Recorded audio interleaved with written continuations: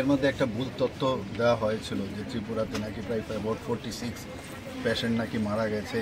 তো এরকম একটা অবস্থা সর্বভারতীয় স্তরে এরকম একটা খবর গেছে যে আসলে এটা তো কিউমুলেটিভ, মানে 17 বছর ধরে 2007 থেকে 2024 পর্যন্ত।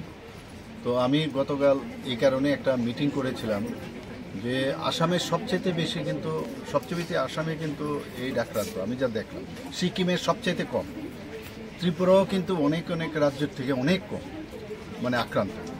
কিন্তু আমি এদেরকে এটাই বললাম যে আমরা এর জন্য অ্যাওয়ারনেস খুব ইম্পর্টেন্ট এবং সোর্সগুলো বুঝতে হবে কোথার থেকে হয়।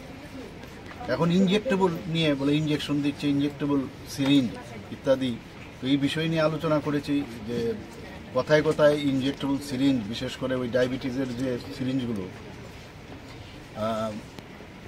এই মেডিকেল শপ থেকে কিনে আসে। তো আমি বললাম প্রেসক্রিপশন ছাড়া কতগুলো, মানে আমি আমার সুঝাও ওদেরকে দিয়েছি যে প্রেসক্রিপশন ছাড়া যেন সিরিঞ্জ না দিতে হয়।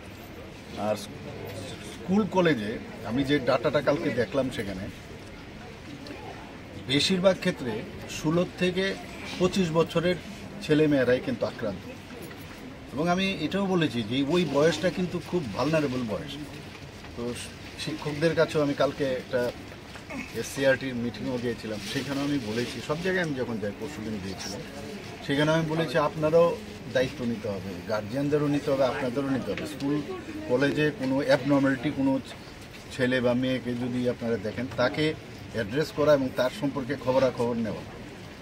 এবং বিভিন্ন ক্লাব, সামাজিক সংস্থা সেগুলো আছে, তাদেরকেও আমি বলবো নজরআন্দাজ না করা। আমরা অনেক সময় কী করি যে আমি আমার মানে এইগুলো জেনেও আমরা কোনো কাজ করি না।